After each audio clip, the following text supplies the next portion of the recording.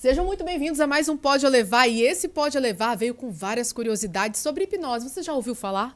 Tem gente usando isso para cuidar da saúde mental e é disso que a gente vai tratar hoje. Mas antes de conversar com o meu entrevistado, eu já te convido a conhecer as nossas redes sociais, a seguir o nosso Pode Levar, a curtir, a comentar, a estar no Spotify. A gente está no YouTube, no Instagram, estamos em todas as redes sociais esperando você. Venha para conhecer várias outras histórias incríveis, mas hoje, nesse momento, eu quero tratar do assunto hipnose. Óbvio que o Emerson vai falar sobre outras coisas. Um cara inteligentíssimo, conheço ele há anos e é com muita honra que eu recebo ele aqui hoje. Emerson, obrigado por ter aceito meu convite. Gratidão, Su. Privilégio, uma honra minha estar com você aqui. Eu que agradeço. E eu tenho certeza que a gente vai poder conversar muito e vai trazer muita luz e informação para as pessoas, porque é um assunto extremamente interessante e pertinente nesse momento, com certeza. Massa. A primeira pergunta que vai é, dá para tratar a saúde mental com hipnose? Então, hipnose, eu que eu tenho diversas especialidades, eu posso dizer que hipnose é uma das ferramentas, para não dizer a ferramenta mais assertiva para tratamento e manter a saúde emocional. Quando eu falo tratamento, eu estou falando daquelas coisas que estão ocultas, guardadas, escondidas, recalcadas, reprimidas durante toda a nossa história. Inclusive, desde dentro da barriguinha da mamãe, essas informações que estão geneticamente ligadas a nós, a hipnose é uma dessas ferramentas que vai nesse conteúdo, destrincha esse conteúdo e dá um novo significado a este conteúdo. É claro que a hipnose ela tem algumas vertentes. Por exemplo, existe a hipnose de palco, que nós chamamos de street hypnosis, é a hipnose para palco, de rua, hipnose de rua. Ela não é para hipnose clínica, ela é uma hipnose que você faz festinhas, vai com os amigos, oba-oba, brincadeira, de colar a mão, esquecer o nome, não saber as letras, é uma brincadeira. Agora, hipnose para clínica, nós damos o nome de hipnoterapia. É o uso da hipnose no tratamento de adversidades emocionais.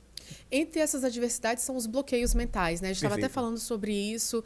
Ajuda, é um caminho para poder se recuperar. Por exemplo, a gente está vendo muita crise de ansiedade, né? Do pânico, as pessoas sentindo dores reais no corpo, baseadas no emocional.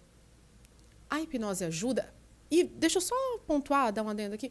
Você não é só hipnólogo, você é psicanalista, psicólogo. Quais são todas as suas formações, só para que o público de casa entenda a quantidade de carga no sentido de entendimento sobre o psicológico mesmo, você entende? Perfeito. Então, eu tenho uma clínica em Linhares, né? Eu atendo, já tenho mais de 4.600 casos clínicos atendidos. Então, eu tenho 2 faculdades, pós-graduação, mestrado, doutorado em... Tudo em psicanálise, né? Doutorado em psicanálise, pós-doutorado em psicanálise. Formação, sou trainer internacional em programação neurolinguística, tenho diversas formações na área de constelação familiar, sou treinado no maior centro de hipnose clínica do mundo. Então, assim, além de outras formações e cursos, por exemplo, psicologia positiva em Harvard, neurociências fundamentais em Harvard, então eu tenho diversas formações. E isso me trouxe uma grande pergunta inicial que eu tinha desde menino, Su. Por que as pessoas sofrem?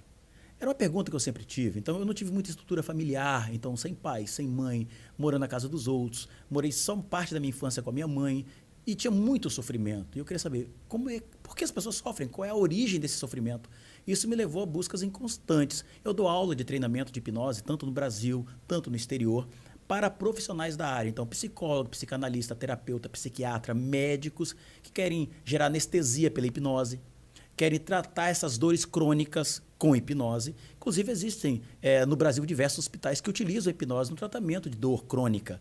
Então, a hipnose é essa ferramenta que a gente vai utilizar para lidar, para superar essas adversidades emocionais. Na linguagem psicanalítica, chamaríamos de neurose. Na linguagem comum do povo, a gente fala trauma. O que é o trauma? Tudo aquilo que te bloqueia. Eu tenho medo de falar em público. Isso é um trauma. Isso é um bloqueio. Isso tem que ser desbloqueado.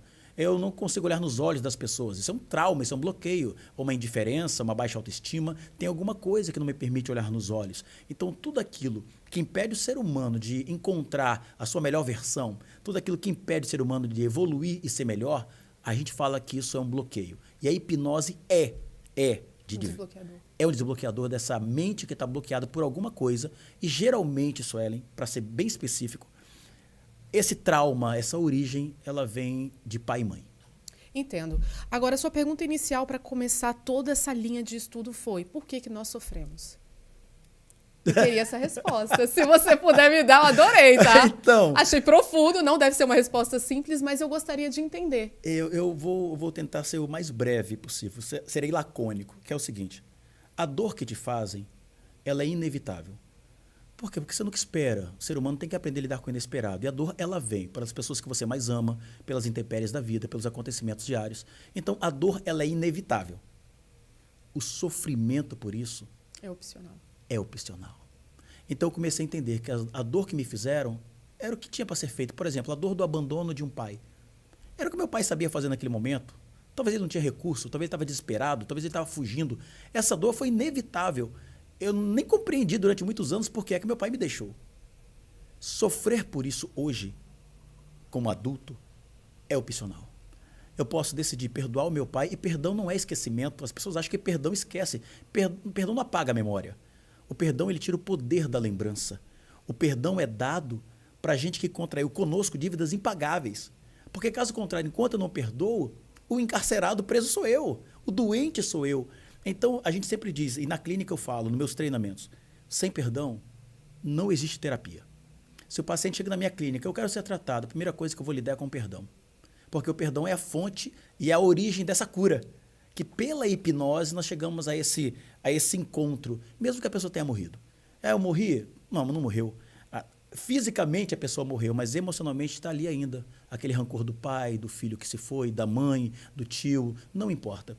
Então, a resposta da sua pergunta é, a dor, ela é realmente inevitável. A vida vai te trazer dores. Sofrer por isso, eu preciso tomar uma decisão. Muitos sofrimentos na infância, tem adultos hoje com 30, 40 anos sofrendo, morrendo de depressão por alguma coisa que o pai fez na infância, que a mãe fez na infância, que alguém fez. Mas olha, eu não sou mais aquela criança. Por que é que eu, como adulto, estou sofrendo como uma criança? Significa que eu, apesar de adulto, tenho um sentimento ainda infantil. Eu preciso lidar com esse sofrimento infantil dessa criança que está ferida aqui dentro. Então, a dor, ela é inevitável, mas o sofrimento é uma opção. E por falar em criança, já que a gente citou, nós somos pais, e eu acho que a grande preocupação dos pais hoje é a saúde mental dos filhos. Estou vendo um alto índice de casos de crianças de 8, 9, 10 anos com depressão, crises de ansiedades fortíssimas. A gente até conversou aqui em off e a gente sabe um pouco da fonte de tudo isso. Mas como especialista, eu gostaria que você desse realmente, clarificasse em quem está nos escutando o porquê que as crianças estão chegando a esse ponto. Eu vou ser bem direto. Se a criança não tem problema neurológico, e eu vou reafirmar aqui trazendo essa responsabilidade, porque, como eu falei, eu tenho mais de 4.600 casos, eu tenho um padrão, eu estabeleci padrões, estatisticamente. Se a criança não tem problemas neurológicos, problema da criança é comportamento de pai e mãe. A criança, o lar é o primeiro lugar de aprendizado da criança. Como fala, como veste, como senta, o que fala, o que ouve, como gestua, como se comporta. E, como eu falo, começa com pai e mãe, é às vezes a ausência, é às vezes a superproteção. É a mãe que não entrega o filho para o pai, a mãe que é superprotetora, porque o pai viaja muito, trabalha muito fora, e a mulher quer sanar e suprir essa necessidade. Ou um pai que percebe a mãe relapsa, quer suprir. Eu falo, pai é pai, mãe é mãe. Não dá para ser pai. E aí entra a confusão na mente da criança, que não identifica o seu papel, não sabe quem é o pai, não sabe quem é a mãe, fica perdida no mundo. Aí ela começa a ter essas crises que vão dar vários nomezinhos que estamos tendo agora de doenças que supostamente apareceram nos últimos 10 anos. E aí entra a tecnologia, porque como eu não tenho tempo para ficar com meus filhos, eu vou suprir isso dando um equipamento tecnológico. Então toma aqui esse iPad, toma aqui esse telefone, as crianças olhando para baixo o tempo inteiro. Eu acesso áreas do cérebro de comportamentos e expressões. Por exemplo, eu olho muito para baixo, eu acesso uma área do cérebro que é o meu diálogo interno, onde eu converso muito, onde eu fico essas vozinhas no meu ouvido. Eu acesso a outra área do cérebro olhando para baixo, eu acesso às emoções. Então você percebe muita criança irritada, depressiva, medrosa, porque fica o dia inteiro olhando para baixo. Então, esses equipamentos, que apesar de a gente tentar suprir a falta que temos, está trazendo outros problemas que não tínhamos há tempo. Porque há tempos atrás, há anos atrás, os pais tinham tempo para olhar nos filhos na mesa. Os pais tinham tempo para estar com as crianças. E criança observa, o primeiro lugar é casa. Depois vai para a escola, depois vai para o mundo. Mas o primeiro ambiente onde a criança sofre, onde a criança aprende, onde a criança se desenvolve, é com pai e mãe. Então a criança fica insegura, cadê o pai? A criança não consegue dar abraço, cadê a mãe? Porque abraço, afeto, carinho, expressão da vida, desejar a vida vem da mãe. Segurança, força, provisão, responsabilidade vem do pai. E aí você já começa a ver o comportamento da criança observando a falta de pai E a falta de mãe. A gente fala de leite, né? Cadê o leitinho do papai? Cadê o leitinho da mamãe? Para nutrir essa criança de uma forma psicologicamente mais forte, potente. Perfeito. E a gente estava falando no bastidor sobre crianças que fazem pirraça em supermercado, que dá show, que bate na mãe. Isso é extrema ausência paterna. Um pai frágil, a figura paterna fraca, frágil, faz com que o menino se sobrepuje sobre a mãe. Então ele faz pirraça. Porque se o pai é forte, se o pai protege aquela fêmea, aquela esposa, aquela mulher dele, esse menino jamais vai bater na mãe, ele sabe que ela tem um protetor, ela sabe que ela tem um macho, ele observa a figura do pai protegendo a mãe. Se a mãe fica sozinha com o menino, ele cai no supermercado, ele bate nas coisas e o pai sai de perto. Eu vou ali pegar aquela cerveja, eu vou ali. Esse menino está encontrando seu espaço e ele precisa compreender, porque se tem um pai forte, o pai fala, levanta agora, levanta desse chão agora. Isso não é coisa para você fazer não, levanta agora, respeita sua mãe. Ele começa a encontrar o seu lugar, né? O alfa estabelecendo sobre o outro alfa. Se ele não encontra isso, seu pai é relapso, é ausente, ele deita e rola. E hoje, comprovadamente, tem uma estatística que mostra que a maior causa de delinquência juvenil é falta da figura paterna. Faltou o pai em casa. Ok, mas e as mães solteiras? Ótima pergunta. E aí eu vou te falar a sorte que um garoto ou uma menina tem quando encontra uma figura paterna substituta. Por exemplo, o pai não existe. Vai observar que ela vai identificar-se com o avô, com o padrinho, com o padrasto, com o irmão mais velho. A menina precisa de proteção e provisão. Ela vai buscar uma figura paterna substituta. Caso ela não encontre a figura paterna substituta, ela vai olhar para a mãe, adquirindo a dor da mãe. Isso é um padrão. Vai adquirir a dor da mãe. Então ela vai tentar ser o quê? Quem vai fortalecer a mãe. Então ela começa a ter muita energia masculina. É a garota que vai para a vida para enfrentar tudo porque ela não teve. Então, como ela não teve essa ausência, como ela teve essa ausência, ela vai tentar suprir essa falta com comportamento. Então ela começa a ter comportamentos masculinos. Ela pode ser uma mulher. E aqui eu não estou falando sobre opção sexual. Uhum. Ela pode ser uma mulher, mas o jeito, o trejeito, a forma de resolver, de falar, é masculinizada. Você percebe que é uma energia masculina, apesar de ser mulher. Então é muito comum. A sorte, como eu falei, de um menino ou uma menina encontrar uma figura paterna substituta é o que a gente busca na vida, porque hoje tem muitas mães solteiras, assim como pais solteiros também. Exato. Quando encontra, eu ia entrar nisso. Quando um homem mora sozinho, tem os seus filhos, encontrar uma figura materna substituta e o cérebro precisa dessa figura, ele precisa. Por quê? Porque a criança, para diferenciar-se entre ela e o mundo, ela precisa das figuras. Então, para ela diferenciar entre ela, a mãe e o mundo, precisa do pai. Para diferenciar-se entre ela, a mãe, o pai e o mundo, precisa da mãe. E o casal homossexual? Então, aí nós estamos que tem um filho. Perfeito. Nós estamos falando de comportamentos, papéis, energias. Porque você vai perceber que mesmo no casal homossexual, um tem energia masculina, um tem energia feminina. A gente não está falando de gênero. A gente está falando de energia. Então, um casal homossexual pode perfeitamente cuidar dos seus filhos, sendo homossexuais, cuidando dos seus filhos, mas cada um com a sua energia. Ele vai receber uma energia feminina e vai receber uma energia masculina. A partir dos 12 anos, ele começa a identificar o próprio comportamento. Então, ele identifica que aquele, apesar de ser um homem, apesar de ser uma mulher, a energia é diferente, mesmo tendo sexualmente os apetrechos da sua própria do seu gênero. Ou seja, homem é homem, mas ele é homossexual. Mas ela começa a identificar pelo comportamento, pelo jeito, pelo trejeito. Isso geralmente acontece a partir dos 12 anos. Perfeito isso. Sobre essa questão das telas que a gente estava conversando, que você abordou agora aqui, vamos supor uma hipótese, né? Não é em relação a mim, porque lá em casa não tem tela. Não que eu não dê tela nunca para os meus filhos. Sim. Obviamente, quando a gente está num restaurante que só tem adultos, eu dou o meu celular lá no YouTube Kids, porque eu já vi algumas coisas no YouTube normal que deixam o meu cabelo completamente para cima. Eu fico horrorizada com o conteúdo que eles alegam ser infantil. Uhum. De qualquer forma, não estou aqui nem para criticar o YouTube, mas como alerta para nós, pais e mães, eventualmente eu deixo sim. Mas vamos supor que essa criança já chegou numa idade onde ele tem como extensão do braço o seu tablet ou o seu smartphone. Como a mãe que verifica e vê, entende, estou excessiva, estou permissiva em relação a isso, como mudar? Como a partir desse... estou vendo, errei, estou toda errada, toda cagada em relação a isso, como que eu faço? Então, o seu primeiro passo é a gente conseguir identificar o problema. Porque muitos pais não identificam esse problema. Eles acham que o filho merece, que o filho vai ter. E até, como eu falei, até uma folga para os pais que às vezes estão atarefados, ocupados, coloca o tablet e entrega ali. Então, às vezes, até o pai faz isso propositalmente ou às vezes não sabe. Quando eu não sei, eu preciso que alguém me alerte. É como um carro que está com o farol traseiro queimado. Alguém então, tem que me me alertar. Aqui alertando, tá, galera? O seu filho está ansioso, nervoso, violento, já está te estapeando.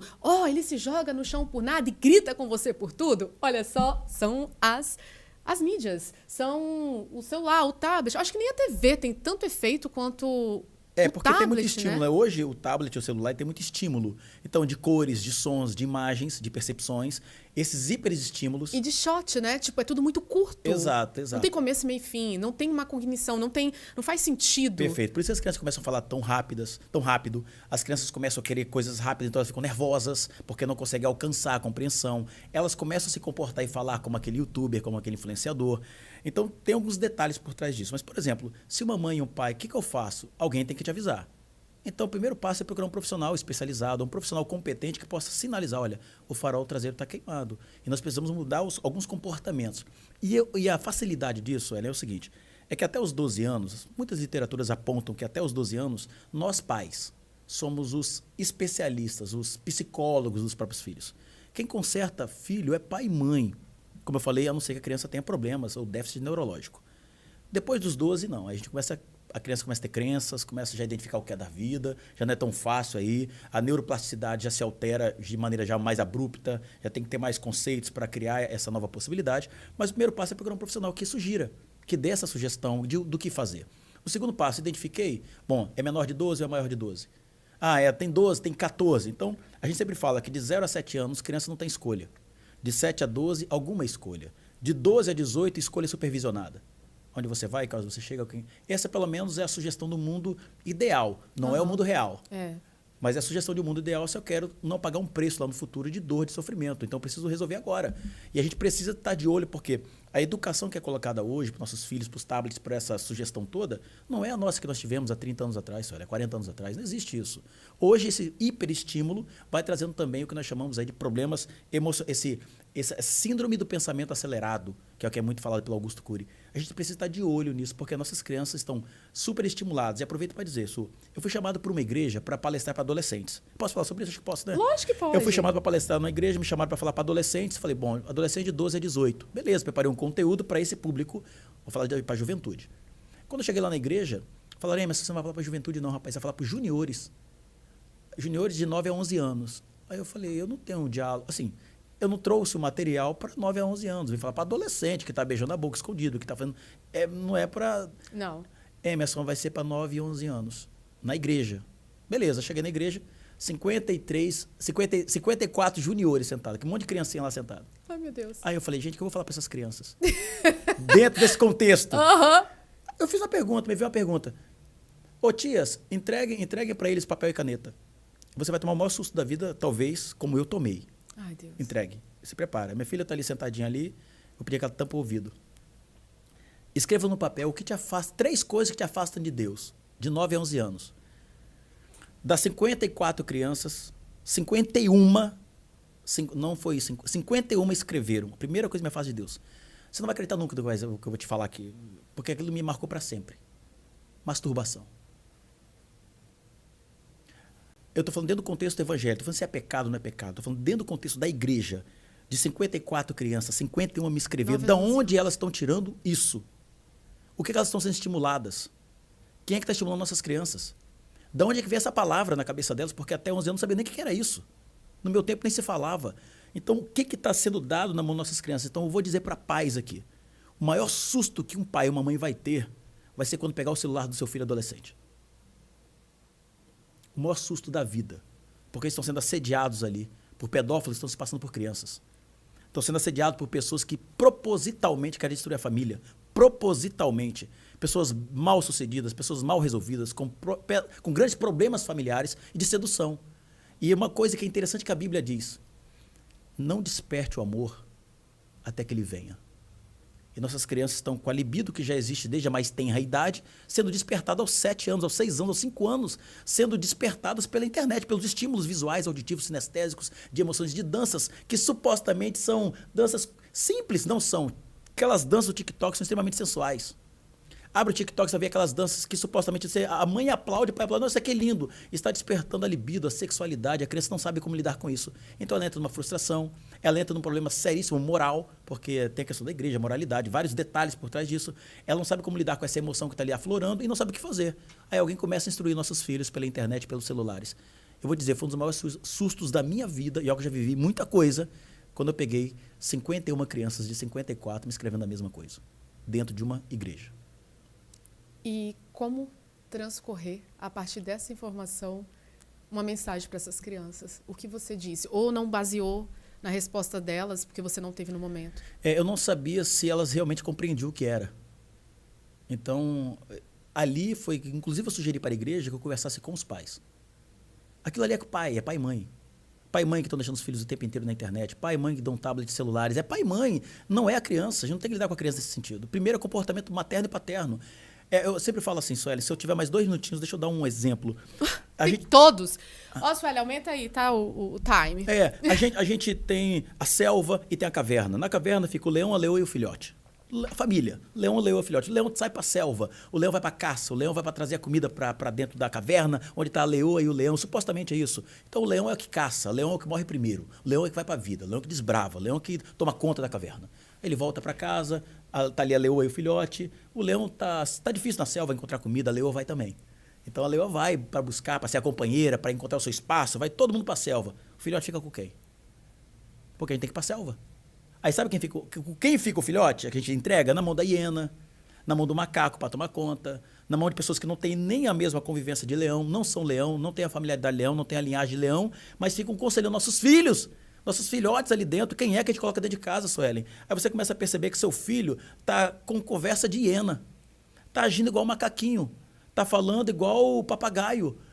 Mas caramba, a gente é leão, porque o nosso filho tá tão diferente, vai observar quem tá tomando conta. Então essa demanda de ir para a selva tem um preço. Só que esse preço a gente não vê agora, a gente só vai ver daqui 10, 15, 20 anos lá à frente. Quando seu filho tem comportamentos que você nunca ensinou, que nem respeita o que você disse, e vai jogar na sua cara. Você nunca ficou comigo, você nunca tomou conta? Foi minha babá, foi fulana, foi mamá, seja lá quem for que ele vai falar o nome, e é o que mais acontece. Eu lido com isso na clínica o tempo inteiro, Sueli, o tempo todo, e eu percebo quem foi para a selva. Ah, não, a gente trabalha, com quem fica a criança? Então ela vai para a creche, vai para a escolinha, vai para o hotelzinho, vai para não sei aonde.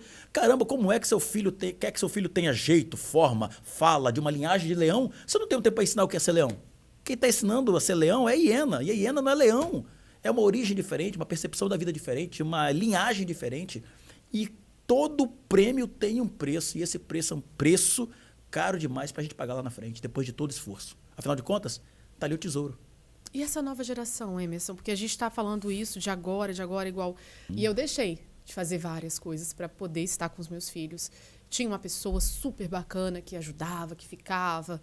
Até que e fui me relacionando mais com a empresa e eu me situei. Eu falei, eu não estou criando meus filhos, eu não estou cuidando deles, eu não estou dando a educação que eu gostaria.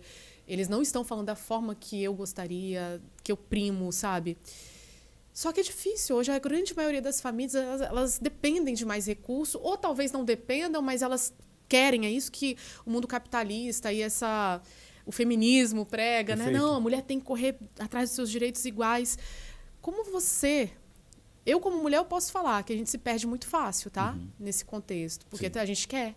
A gente quer alcançar, a gente quer também ter um lugar ao sol, a gente também quer ter nossa grana ali no final do mês. E, ao mesmo tempo, a gente sabe também que são escolhas, né? Olha, Su, você me falando sobre isso, se você estiver perguntando uma opinião... É opinião mesmo. É uma opinião. Então, eu vou dar a minha opinião. É só a minha opinião. Não quer dizer que seja a verdade. É só a minha verdade. Na minha percepção, quem vai para a selva é leão. Na minha percepção, a leoa, ela incentiva o leão. Ela diz, vai. Porque o leão foi feito para isso. A estrutura física é diferente, biológica é diferente, emocional é diferente. É para o cara tomar porrada. Por isso que eu falei, o leão morre primeiro. A leoa faz o quê? Ela cuida do filhote, ela ajeita a caverna. Quando o leão precisa, esporadicamente ajuda a gente, porque está difícil, mas volta para cuidar do filhote. Porque o filhote, depois de um tempo, ele vai embora da caverna. Vai. Ele vai embora. E quem continua permanecendo ali é o leão e a leoa, mas são amigos, unidos em prol de um filhote, se você tem filhote. Porque a sua linhagem, a gente não vai ser perpetuado por nós mesmos, Sueli. Você vai ser eternizado pelo seu filho. A sua geração está no seu filho. E o que adianta você ganhar o mundo inteiro e perder a alma do seu filho?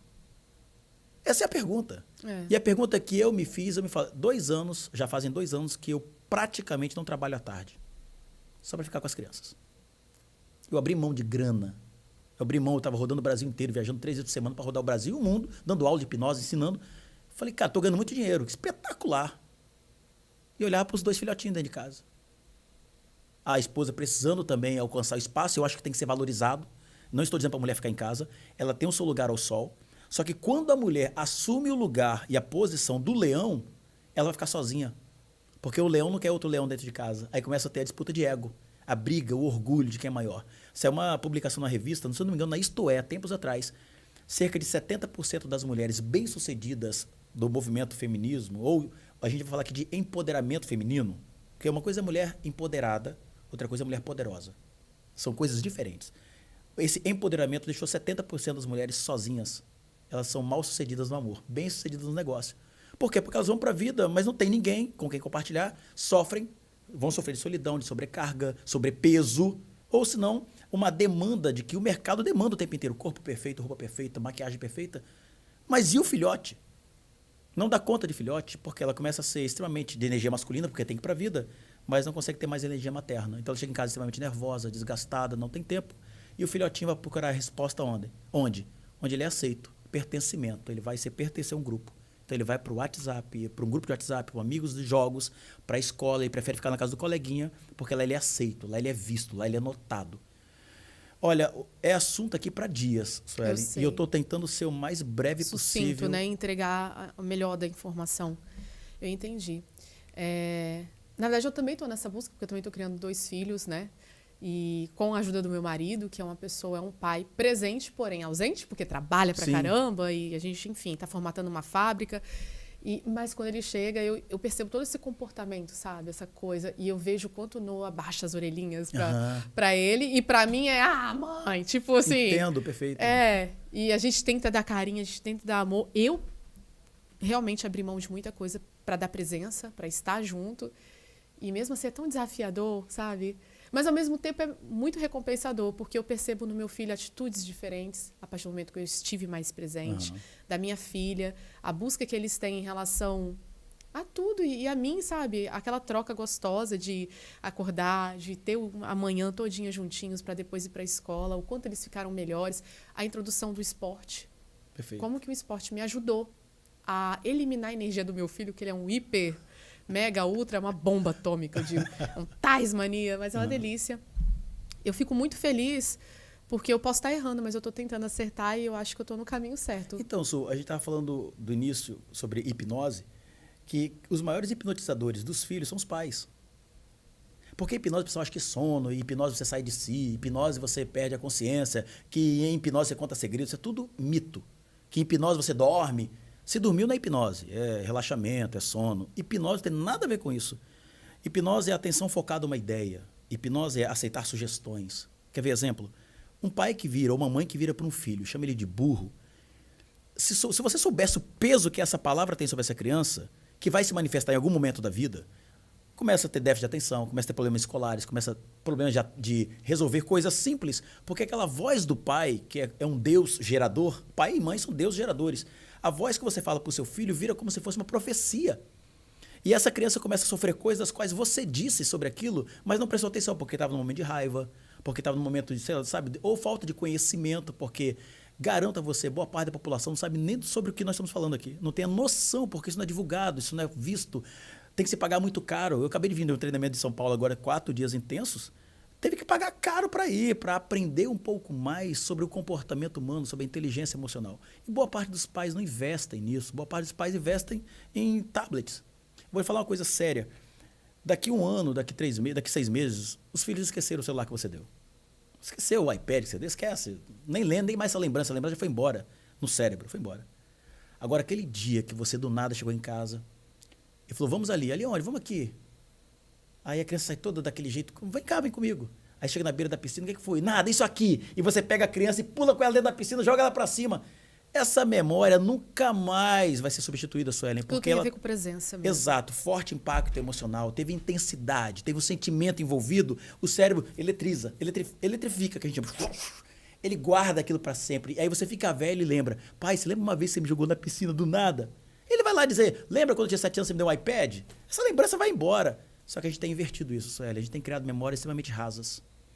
Temos criado memórias extremamente passageiras. E aquilo que eterniza, a gente não está tendo tempo. E como eu falei, todo prêmio tem um preço. É claro, reafirmo aqui, às vezes o leão e a leoa precisam sair da caverna porque está faltando, ou porque precisam alcançar, encontrar uma caverna melhor, para o bem da família. E eu concordo isso durante um tempo. Eu sempre falo, saúde, família, trabalho. Às vezes acontece na vida você substituir a saúde pelo trabalho, a família pela saúde, sei lá. Mas a ordem da vida é saúde, família, Quando você diz trabalho. saúde, é você. Você se olhar, você se cuidar claro. para manter a família bem. Porque olha só, não adianta você ter $1 milhão se você não levanta da cama. Não fala não, que eu tô aqui surda de uma orelha porque eu cuidei de todo mundo e me lasquei. Perfeito. Ou seja, saúde primeiro, saúde mental. Como é que você vai lidar com a vida se você não consegue lidar com a dor, com o inesperado, com o trabalho árduo Então, a gente está contínuo? falando sobre criança. Essa criança envelheceu, tá lá cheio do ziquezira, dos problemas da depressão, da autocompadecimento, né? Como é que fala? Compadecimento. É, Autocompadecimento. são essas pessoas cheias de mimimi, cheias Sim. de nada, nem um pouco autorresponsável. Vitimização. Exato. O que essa pessoa pode fazer para se ajudar? Ótima pergunta. Terapia. Eu não estou falando de terapias intermináveis, porque existe um conceito que se acha de que você demora 10 anos, 6 anos, 5 anos para tratar uma situação como essa. Não.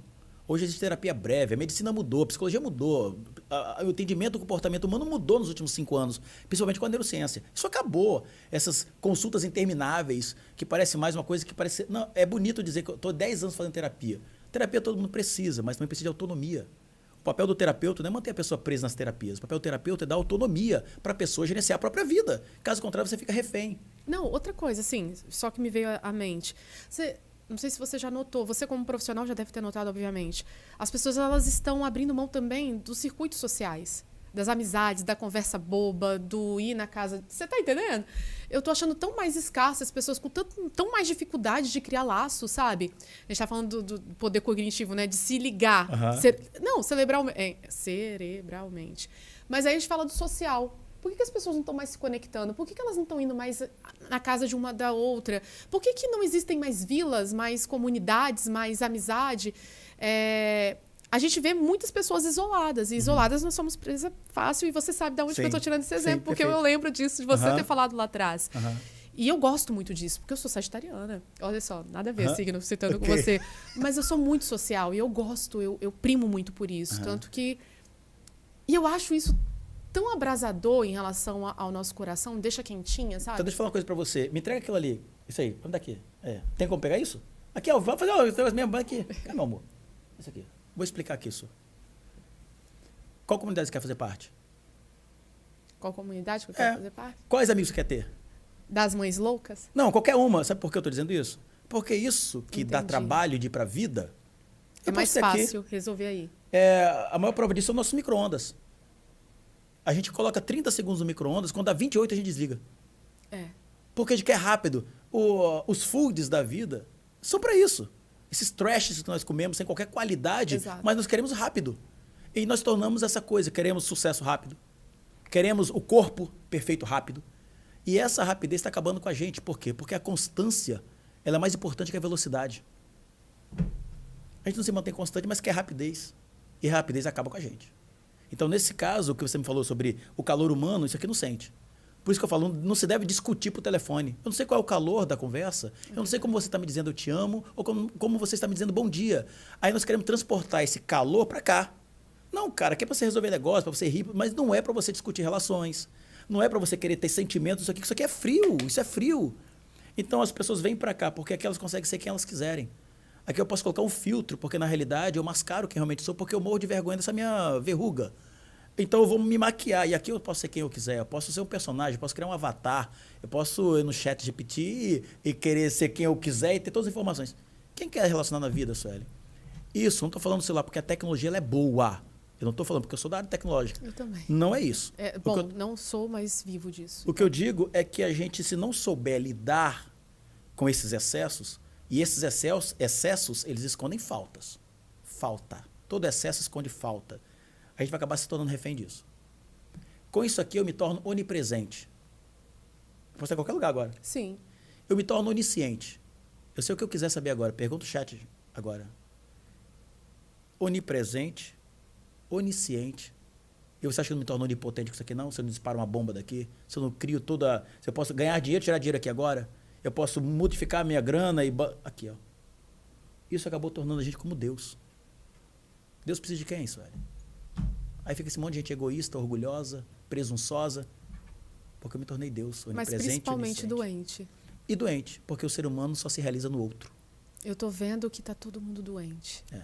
Na verdade, de 100% das pessoas que nós já entrevistamos aqui hoje, todas, 99%, tiveram crise de ansiedade, crise do pânico, lembra? E não sabe como lidar com isso. Esse é o problema. Porque existem técnicas, formas, e a hipnose é uma das melhores ferramentas para lidar com isso. O autocontrole, a auto-hipnose praticada todo dia. Eu pratico auto-hipnose todo santo dia, nem que seja por 1 minuto e meio. Eu pratico. É um mantra meu. Sozinho eu faço isso. Eu tenho minhas âncoras que eu mesmo faço. Isso me reativa minha memória. O meu sorriso, né? Eu vindo lá do treinamento, eu falei, eu preciso acertar o meu sorriso porque libera serotonina o tempo inteiro. Então, ao invés de eu chegar e ficar concentrado com a cara fechada, eu posso me concentrar sorrindo, porque eu estou liberando no meu cérebro possibilidades. Eu estou vendo aquilo com bons olhos. Se meus olhos forem bons, meu corpo é luz. Se meus olhos forem mal, o corpo é trevas. É um conceito que já está há mais de 4.000 anos escrito, mas parece que a gente não quer. Como se os coaches atuais estivessem aprendendo, ensinando a gente algo que a gente não soubesse. Mas já está escrito. A questão é que a gente não lê. E como a gente não lê, quem não lê, mal ouve, mal vê, mal fala, mal interpreta. E está aí, esse monte de gente sofrendo, que não sabe lidar, por exemplo, com o estado ansioso. O que é ansiedade, Suelen? É uma presunção de tentar controlar o futuro. Todo ansioso está no futuro. Como será, o que vai ser, se acontecer, se não der certo. E aquilo nem aconteceu. O todo depressivo está no passado. Como a gente se mantém no agora, Emerson? Eu vou te falar o estado de presença. Quer ver uma coisa que não viaja no tempo, porque o pensamento viaja? O corpo. Nosso corpo está sempre no aqui e agora. O corpo está sempre presente. Então eu preciso começar a sentir o meu próprio corpo. Porque as pessoas que estão ansiosas e depressivas estão fora do corpo. Elas estão no passado, no futuro. Eu preciso começar a praticar meditação. Eu preciso começar a me tocar. Respiração, que as pessoas respiram tudo errado.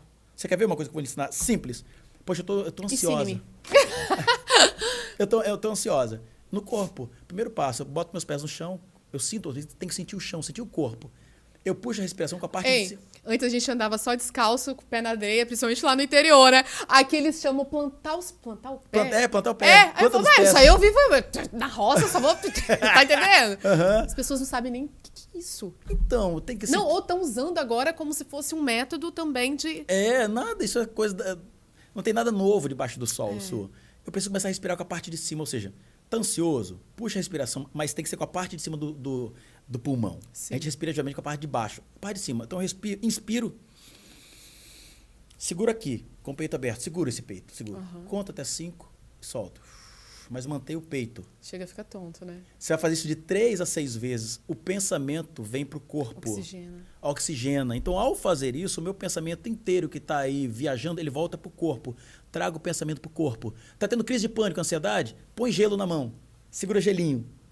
Automaticamente o teu cérebro focaliza e tudo que ele foca, ele expande. Nossa, que perfeito isso. Então, bota 2 pedrinhas de gelo na mão, você segura, porque o cérebro traz novamente o pensamento. Então, ele vai estar preocupado em lidar com a dor, com aquilo que está sendo feito agora, do que com aquele pensamento que está ali ruminante. São técnicas extremamente simples. Botar o corpo no chão, a respiração, a meditação, o contar até 10, segurar um gelo. Tem tanta coisa que dá para fazer. Eu poderia ficar horas ensinando técnicas aqui extremamente simples, que qualquer pessoa pode praticar. A questão é que é muito mais fácil tomar uma pílula. Eu achando que isso vai me resolver. E não vai, porque o remédio ele remedia.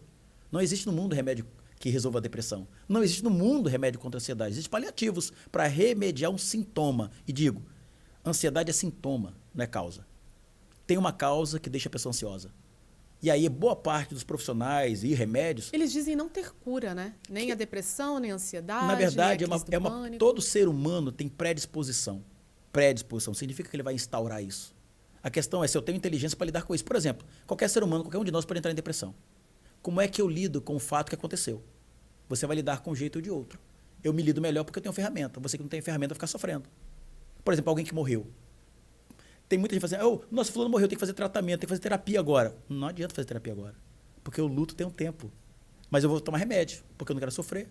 Só que eu tenho que aprender a encarar a dor, o sofrimento inesperado. Como é que eu vou lidar com isso com uma pessoa que morreu, que eu amava demais? Eu preciso respeitar a partida dessa pessoa. Porque, no fundo, eu estou doendo pelo meu amor, porque o outro não sente mais. Então, o amor que ficou é que me faz doer. E eu preciso aprender a lidar com isso. Então, eu entro em negação, eu entro em não aceitação, eu entro em revolta contra Deus, contra todos. O luto tem um tempo, ele precisa ser vivido, vivenciado, para aprender o processo. A gente só quer o resultado da solução. Resultado não ensina, Suelen. O que ensina é processo. Porque outra vez na vida que lhe acontecer novamente, você entendeu o processo e como lidar. E é aqui que entra a inteligência emocional, saber lidar com o processo da vida. E essa constância, ela é mais importante do que me dar um remédio aí para resolver minha vida. Remédio não resolve isso.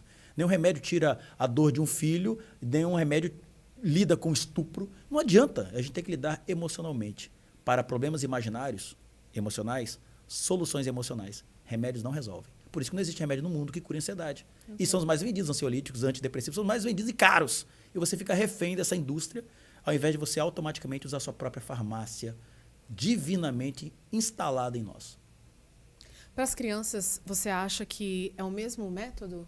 Trazê-los para a realidade? Porque encaixa muito também com que a gente estava conversando aqui anteriormente, né? A criança fazer um esporte, correr, brincar. Trazer para o corpo. Exato. Porque a criança já está ansiosa, depressiva.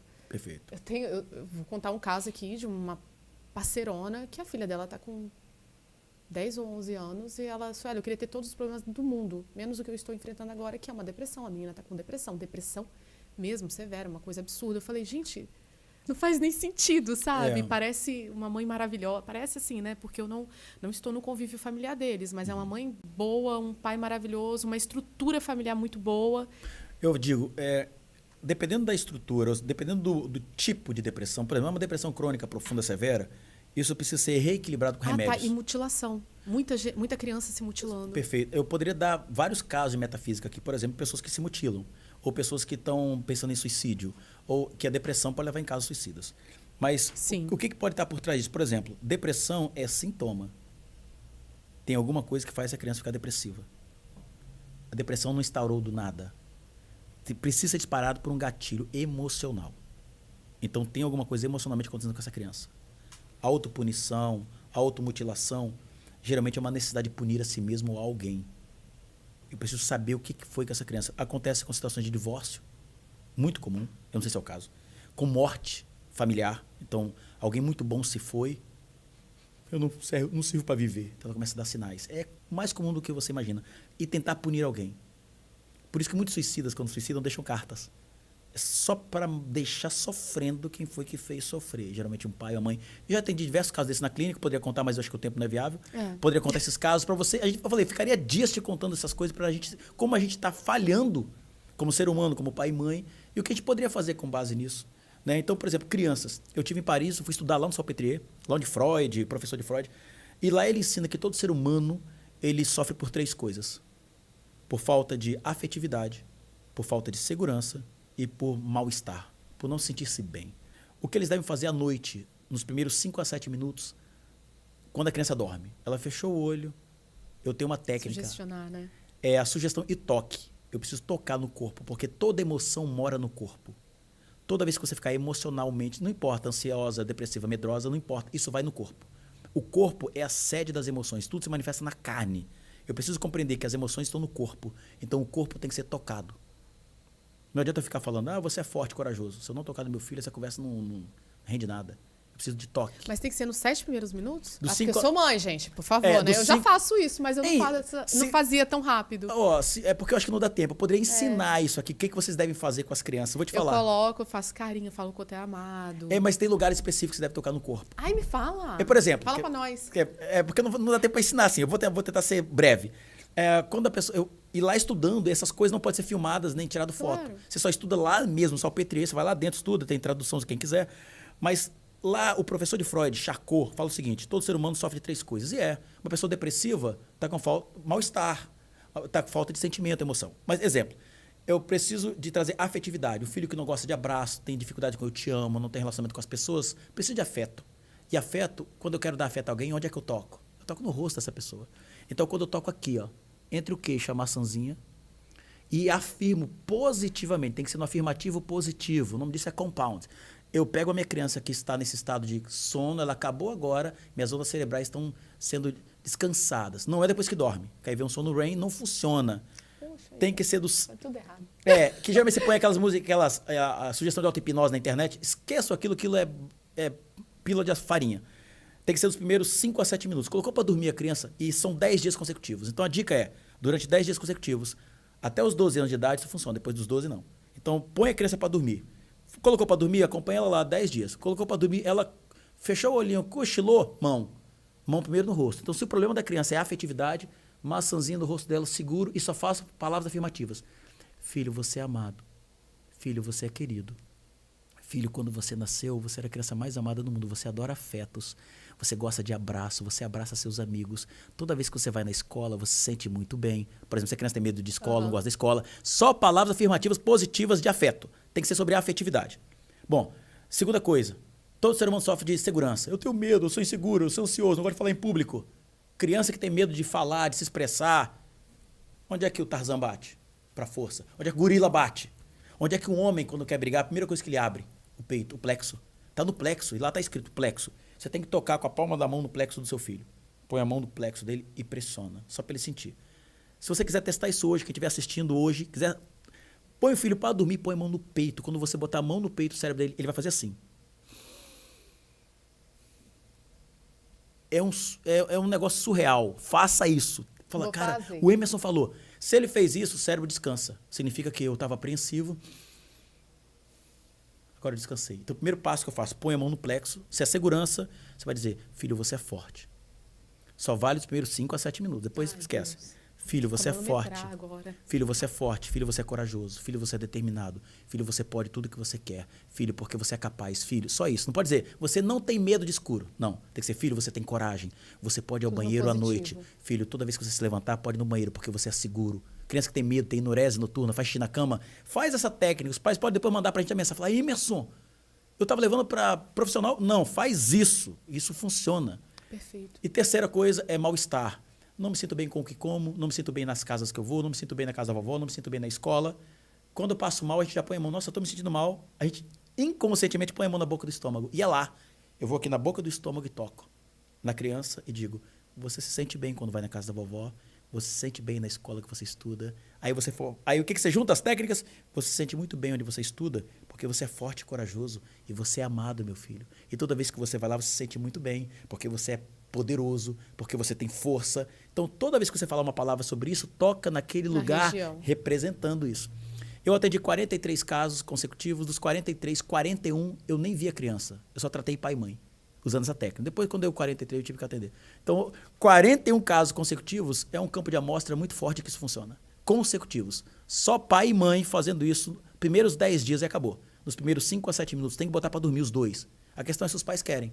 Você tem disposição para ir na caverna, os dois juntos, quando vai botar a criança para dormir, fazer isso. O pai está trabalhando, a mãe está trabalhando, não dá para fazer, não quer fazer, não dá, dormiu. E aí a gente paga um preço. Não, eu faço. 10 dias consecutivos. Mas não dá no time e não... Tá tudo errado, mas eu faço. Então faz para você ver como isso vai mudar e como você pode ser aplicado isso. Então isso pode ser usado os primeiros 5 a 7 minutos na hora que dorme e depois que acorda. E como acorda não dá para fazer, é melhor fazer dormindo por causa das ondas cerebrais. Elas saem de beta, vão para alfa e estado alfa é melhor para concentração, entendimento, conhecimento, estudo. Mas é papo para outro podcast. Outro podcast. Emerson, chegamos ao fim, tá? A gente passou um pouquinho, mas não tem problema não, porque a sua é super gente boa e vai permitir, porque o conteúdo foi incrível, enriquecedor. Eu acho que... Eu tô falando tudo errado, eu tô achando, por causa do meu ouvido. Enriquecedor. Você tá vendo que eu tô surda desse ouvido aqui, eu não tô entendendo a minha... Eu entendo perfeitamente. Agora, eu falando tá bem ruim. Mas não tem problema, eu amei ter você aqui.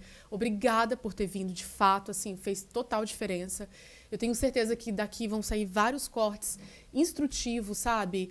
Que, de fato, vão fazer com que as famílias mudem de alguma forma a rotina para que melhor tenham aí crianças mais saudáveis ou até mesmo adultos mais saudáveis, autorresponsáveis.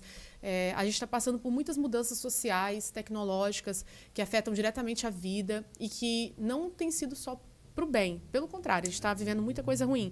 Então, eu acho que foi de suma importância a gente conversar hoje. Obrigada. Obrigada mesmo, tá? Quer fazer uma consideração final? Quer deixar alguma palavra aqui para encerrar esse pod? É só dizer que a informação é acessível a todos e que todos merecem ter qualidade de vida. Eu falo que todo mundo merece viver. Quanto mais informação a gente tiver, mais gente menos doente, mais gente saudável, né? Vive bem com informação, porque informação é poder e poder é o que a gente precisa. Conte comigo, se quiser fazer algum outro momento, outros assuntos pertinentes, eu estou sempre à disposição. Quero. E você sabe como me achar, e eu imagino que depois as redes sociais vão estar aí para as pessoas fazerem contato. Sim, eu vou deixar tudo também certinho para que as pessoas te conheçam cada vez mais. Você também vai compartilhar dentro. Enfim, vai rolar muita coisa. Gratidão. Obrigada. Obrigado a você. Gente, esse foi mais um Pode Elevar. Eu estou muito feliz, muito grata a Deus, porque são oportunidades únicas de compartilhar um material riquíssimo, que eu tenho certeza que vai fazer a diferença para você e para sua família, para a gente, sabe? A gente está passando por tantas mudanças tecnológicas, de vida, de relacionamentos. Faz sentido a gente tentar entender um pouco melhor e se readaptar e buscar alternativas que, de fato, façam melhor por nossas vidas e por nós mesmos, pela nossa família. Obrigada mais uma vez. Siga as nossas redes sociais, esteja presente como Pode Levar. Todas as redes sociais e contatos, tudo do Emerson vai estar aqui na descrição, tá? Precisando, é só contactar. Um beijo e até a próxima.